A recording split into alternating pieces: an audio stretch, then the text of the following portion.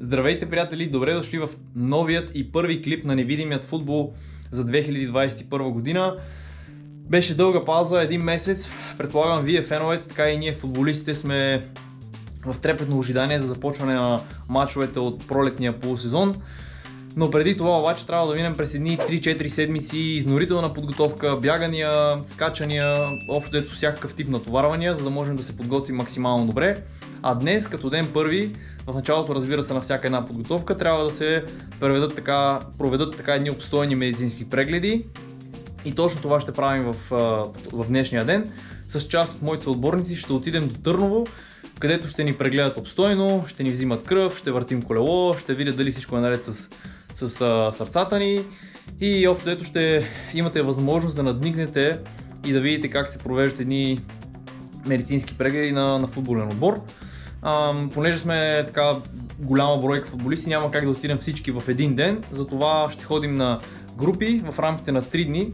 Ще се редуваме и ще ходим последователно, за да може да не става голяма навалица и да се чакаме едни с други.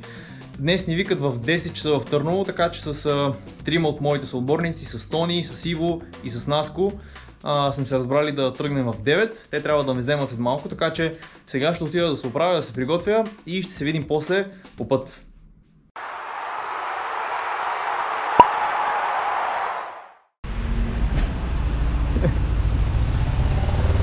Превозът дойде. Чава!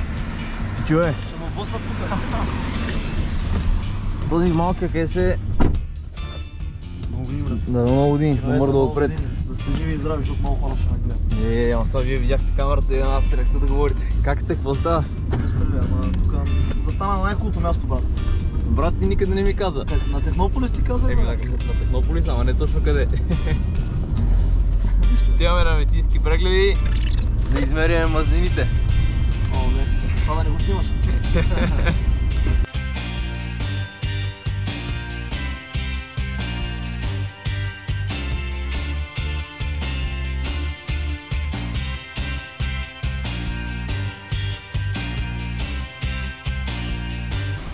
След 45 минути отлично шофиране на Тони Иванов, вече сме в Велико Търново и сме готови да минем медицинските прегледи.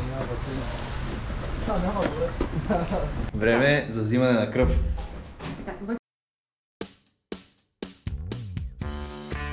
Да, взеха ни кръв, 2 проветки. Сега ще кажем горе-долу за какво става въпрос. Двете проветки. Така, лилава проветка, това е пълна кръвна картина, това се за профилактични изследвания, включва хемоглобин, хематокрит, еритроцити, тромбоцити и левкоцити. А другата? А червената е проветка и биохимия, асад, алат, чернодрумните ензими, глюкоза, желязо също. Общо всичко останало. Да. Разбирам. И урината отделно, но тя там. Тя е за други неща. Добре, благодаря много. На вегана да му спукат вената, зелена ли те кръвта? Интер Майами може да кръвта му е зелена. Кръвта ми е зелена. Чакай, че протече. Ти си протекал седя, ужас. Ще правят трансфер в Интер Майами, отбора на Дейвид Бекъм. На Дейвид Бекъм? Тянтра Гавро, да. Имаш ли предварителен договор? Трябва да минат да видя. Честита нова година. Честита нова година. Имам предварителен договор, заминавам след 6 години. След 6 години и договора за колко години? За 18. Взеха ни кръв, сега отиваме да въртим колело. Така малко тъмно, но нищо. Отиваме да въртим колело и това е може би най-неприятната част от целите прегледи.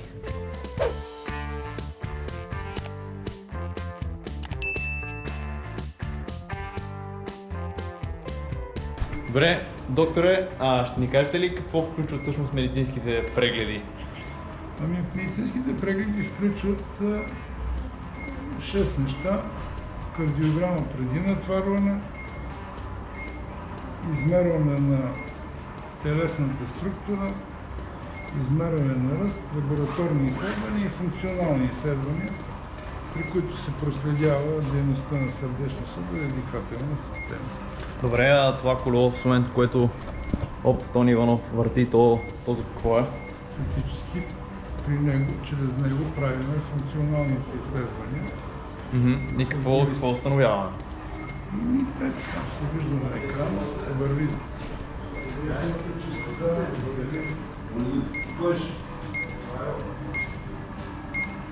Мисля, че то ни е претомирачка. Тежко. Сърдечна дейност, пулса, дихателните параметри, Общо взето на база на тези изследвания, в последствие трябва да се направят, предполагам, натоварванията в отбора. и правят се някакви предполагаеми зони за натварване, в които трябва в отбора да работи състезателя в тренировъчния период. Разбирам. Добре, благодаря. А да попитам, колко време реално трябва да върти един играч на колелото? Според нивото на подготовка. По-подготвения върти повече. По-подготвен върти повече. Ами, обикновено колко се върти? Между 12 и 16 минути. Между 12 и 16 минути. Тони в момента на 11:30.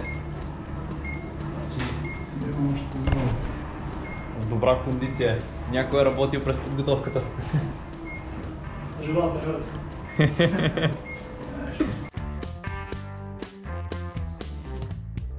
Ето го. Невидимия футбол в действие. Ето го, започва да върти. Тръгва до София с колелото. Минахме медицинските прегледи, всичко е доколкото е възможно наред, взеха ни кръв, вкарахме колело, без да има много инциденти. Сега се прибираме към Габрово. Имаме тренировка от 2,5, като преди това евентуално ще направим PCR тестове. А за изпът, след като ни взеха кръв, благодаря на майката на Мишо, можем да се насладим на едни страхотни веган бомбони. Така че поздрави! Поздрави на майката на Мишо. На Мишо и на Мишо. И ще се видим после на тренировката. И Саро. На PCR тестове сме. И... Тестът е наред. Периодични правят PCR тестове. Леко напрежение има. Има леко, само да да. снимаш кой пише да те среща. Има леко напрежение, но се надяваме, че всичко ще е наред. Симчи, извън езика. Така не мога да ме бъде. Идва и моя ред.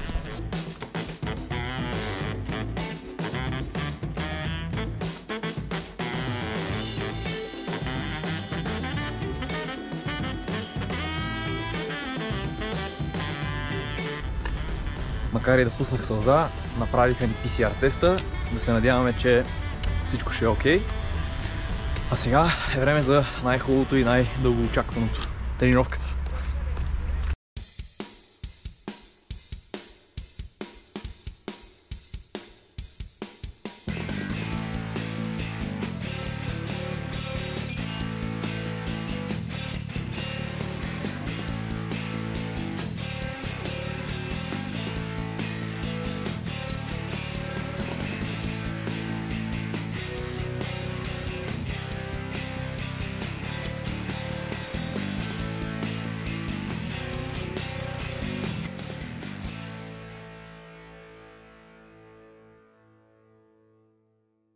Първият ден от подготовката приключи, приятели.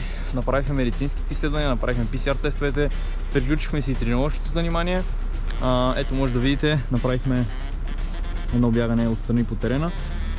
Фарт леко бягане, 3 минути бързо, 1 минута бавно. Беше така сравнително поносимо от към натоварване, но те първо предстоят по-сериозните тренировъчни занимания през идните 6 седмици, които остават до началото на шампионата. Реших да направя една томбола, в която да раздам общо 6 календара, тъй като календарите на отбора на школата вече са готови. 3 души от вас ще могат да спечелят по един календар на школата и по един календар на първия отбор. Като единственото, което трябва да направите е просто да коментирате този клип отдолу.